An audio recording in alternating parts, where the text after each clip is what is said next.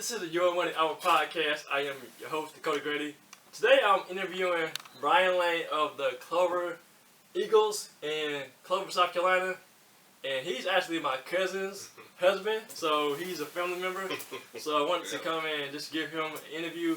So without further ado, welcome to the show, Coach Lane. All right, Dakota, thanks for having us, man. It's great to be here, man. Yes, sir. So tell us about who you are, where you're from, and about your position as the head coach of the Clover Eagles. All right, well, my name is Brian Lane. I grew up in a small town called Reedville, South Carolina, and I've coached. I've been a football coach for 21 years. My 21st year being a football coach. 14 years I've been a head coach. So my first head coaching job was at South Florence High School with the Bruins, and then I went to Woodruff High School, the Wolverines. I was at Burns High School, the Rebels, and now I'm Clover High School, the Blue Eagles. So God's been just preparing me and preparing my family for different things and different spots in our life, and just blessed to be here. Awesome. So tell us about how did you get into football, and what's your background? Like, did you play a sport, or let's talk about that. Gotcha. Well, yeah. Growing up, we were in a situation where I got two brothers. I got an older brother, younger brother. I'm the middle child, and we all play sports. I played football, baseball, and basketball coming through high school, and my other brothers played 3 sports as well. So we just played sports, and we loved it. And and I knew I wanted to be a teacher first. I knew I wanted to be a teacher, like in the 6th grade. Miss Roberts at Reedville Elementary School. I wanted to be a teacher just from being around her and a lot of different things there. And didn't really know I wanted to be a coach until I was probably in the 10th grade.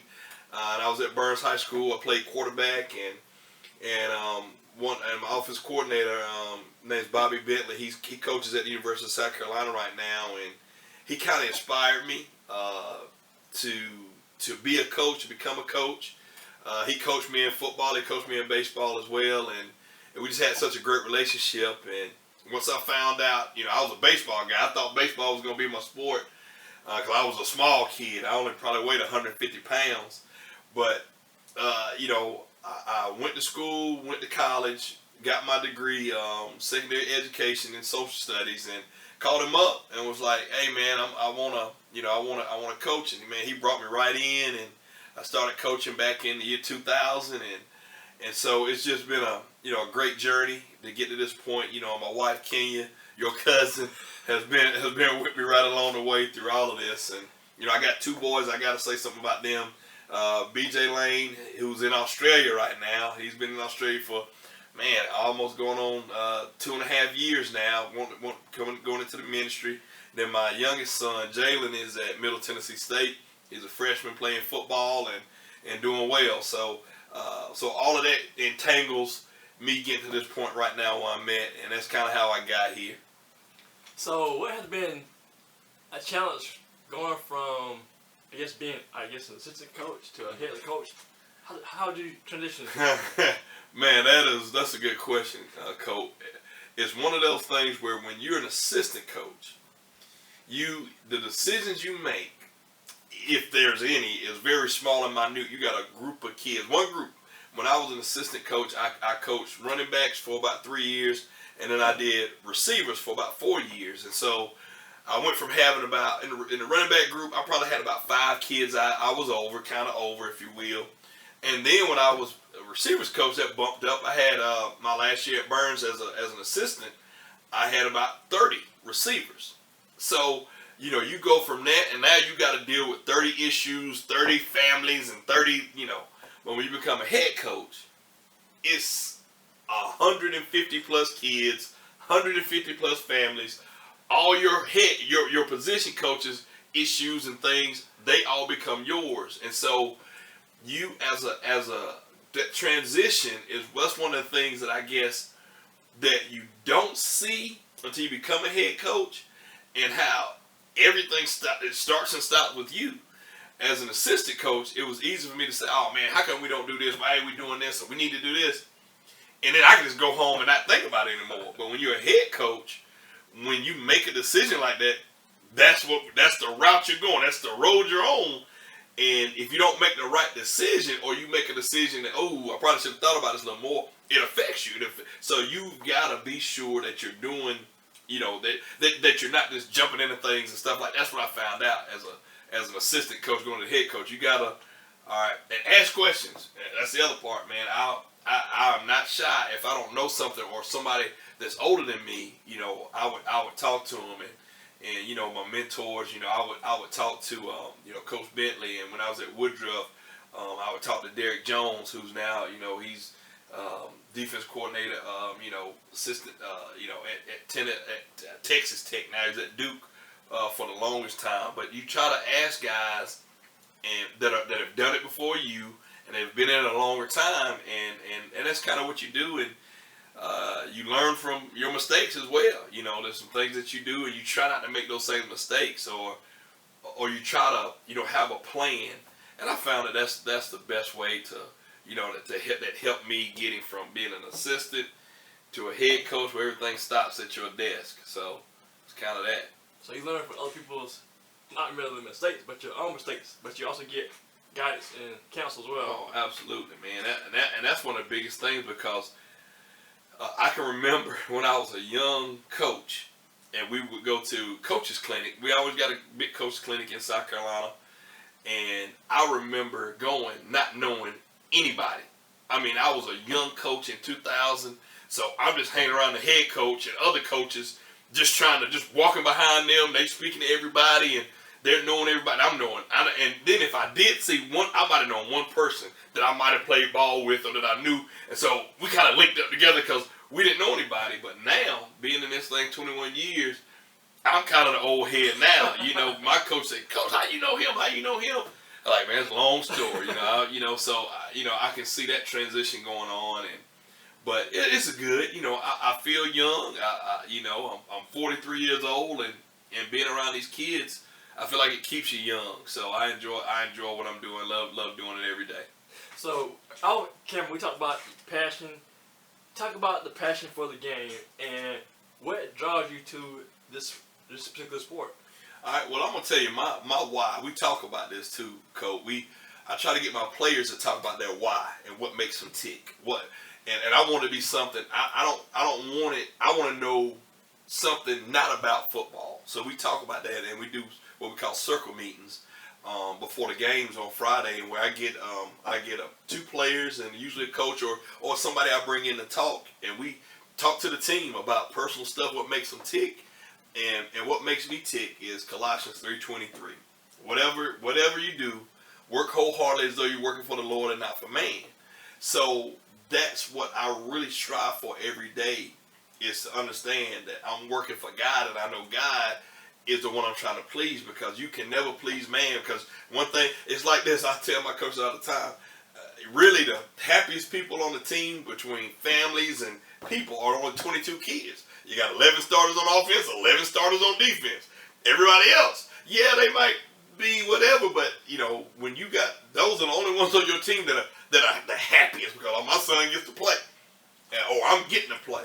So that changes. So I don't try to please, the people. I try to work and say, if I can lay my head on my pillow at night, because I've done what God's wanted me to do, I'm good with it. Whether your son plays or not, that's up to your son. One of my quotes that I always talk about is, I don't confuse effort with results. I tell them it all the time, and that simply means you could go out there with Coach Lane. I ran 30 extra laps in practice today. I did I caught 50 extra balls, and I say, well, did it help you when you were out there playing? Are you still dropping the ball? Are you still not fast enough to catch it? Are you still not fast enough to run past somebody? So I don't confuse the effort that you're doing with the results that are showing up. And so when the results, and usually the results will catch up, but when they don't catch up, somebody's going to be in there to show me results. So all that stuff just plays a role. I mean, all that stuff plays a role in my passion about what I'm doing. I love it. We're talking about our why, and the passion is, I guess, just knowing that I build relationships, and we have relationships. I mean, I've been doing this. Oh man, like I said, 21 years, and probably about 10 years ago, I started doing this. Man, I'd seen one of my former players just randomly, and we got to talking, chopping it up, and he was like, "Man, Coach, man, it's good to see you, man. I never get to really see you, but it's great to see you."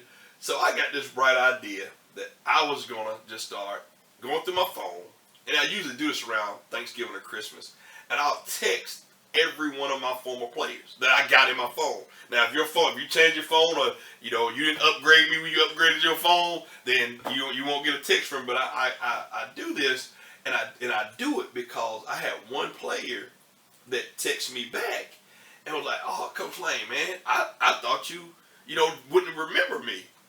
And I'm gonna tell you, Dakota, that it affected me. It affected me in a way that I don't want any of my players to think, "Oh man, just because I wasn't a starter or just because I wasn't the main guy, that Coach Lane didn't love me."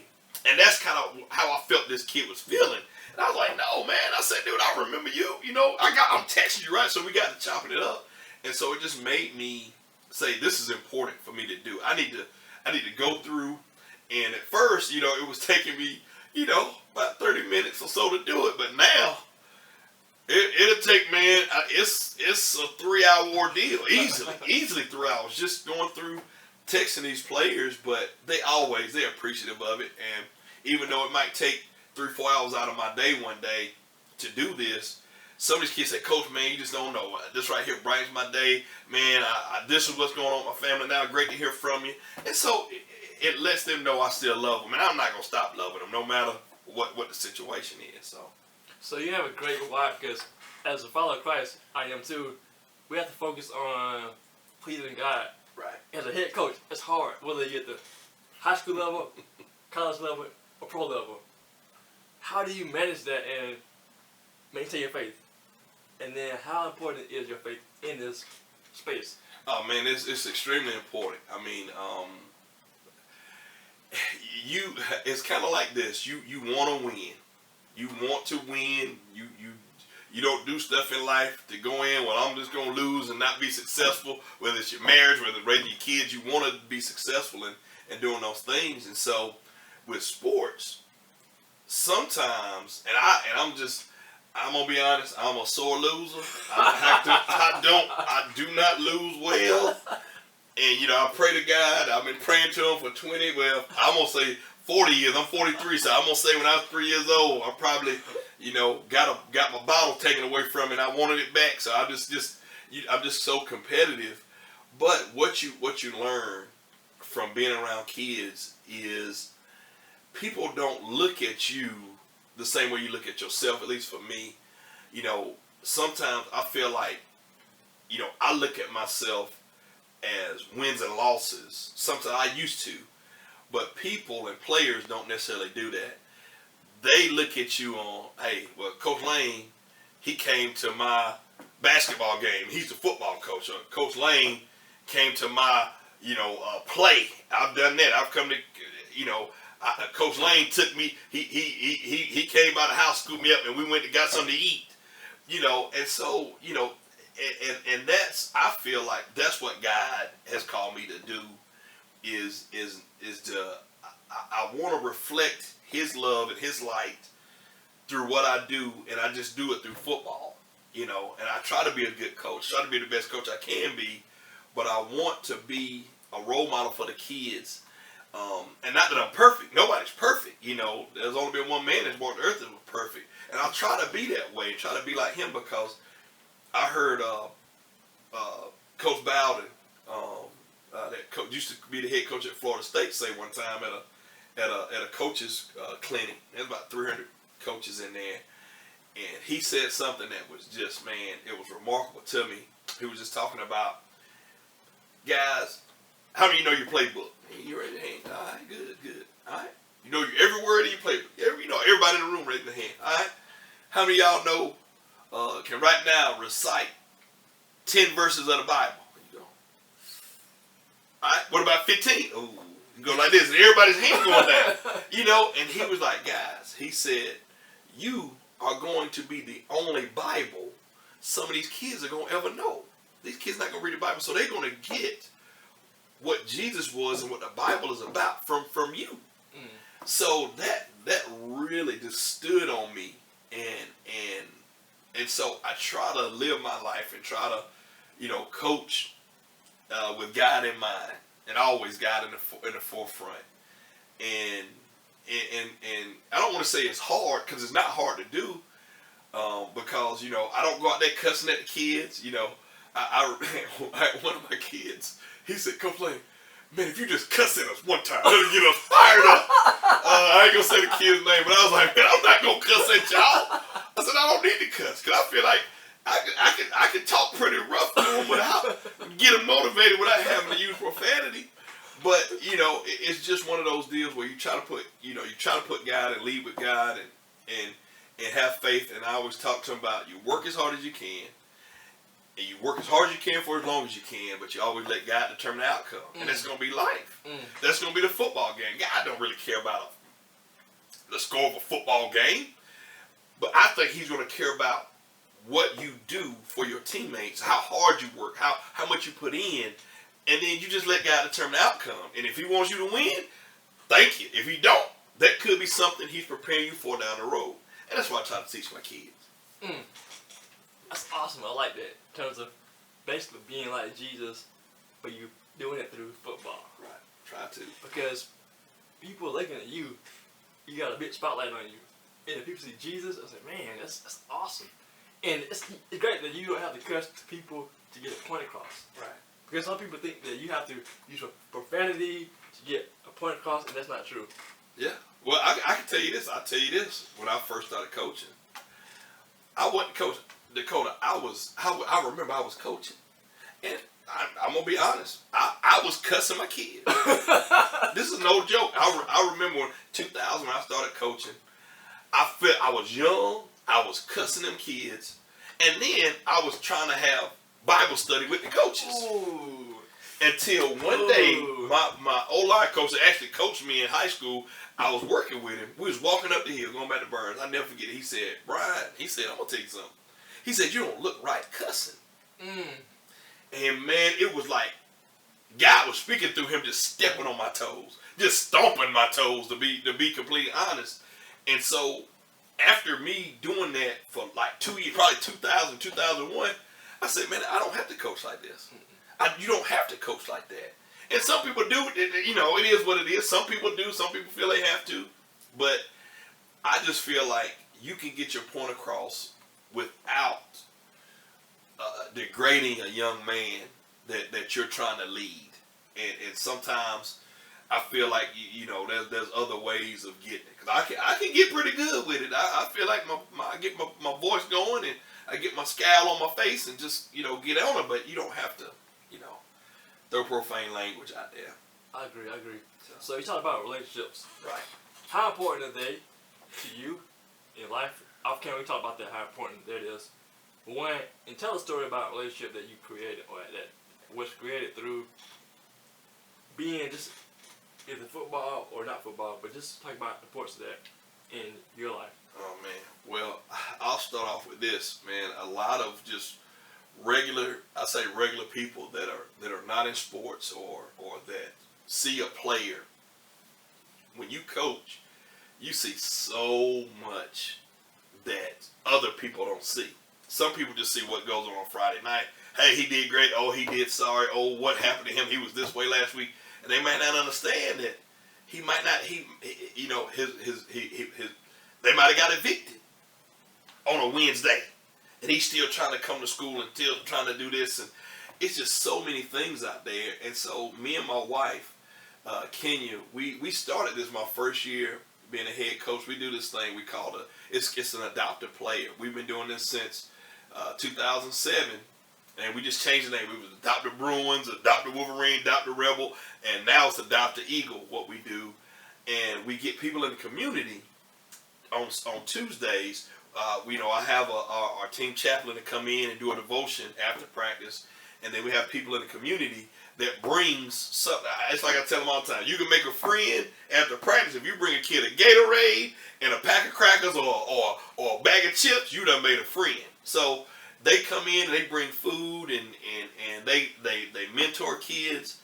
And that's something that we've been doing, like I said, for 14 years. And the kids love it. The people of the community love it. And so we try to build on those things. And you build relationships. There's several relationships, man, that we've built over the years I've had current players, former players that actually live with us, and you see how those kids go on and grow, and they're so thankful for that, having that opportunity, because they feel like they were could have been left behind. Mm-hmm. And you try to tell them, man, we're not gonna leave you behind. If you put forth the effort to do right, be right, we are going to be here to continue that. So it's been several things where kids have stayed with us for a month or stayed with us 3 years. I had one player, man, he stayed with us for 5 years. Even after he got out of college, he stayed with us. And man, and the great thing is he's married, got 2 beautiful daughters. He's married to Simone. His name's Troy, and we got Evan and Elia that we're the godparents of. So it's just you build relationships like that, and there's so many stories I could get into, but that's one of the main things. I'm big on relationships because, and this is an old cliche, kids don't care how much you know till they know how much you care. So when you can show those things like that, Dakota, man, they'll fight for you for whatever you want them to do. So before we wrap up, as a coach, a father, husband, follower of Christ, if you could do anything over again in your life to improve, what would it be? The first question. And secondly, what's next for Brian Lane and the Clover Eagles? What could I do over? I mean, I don't regret a whole lot of things in my life.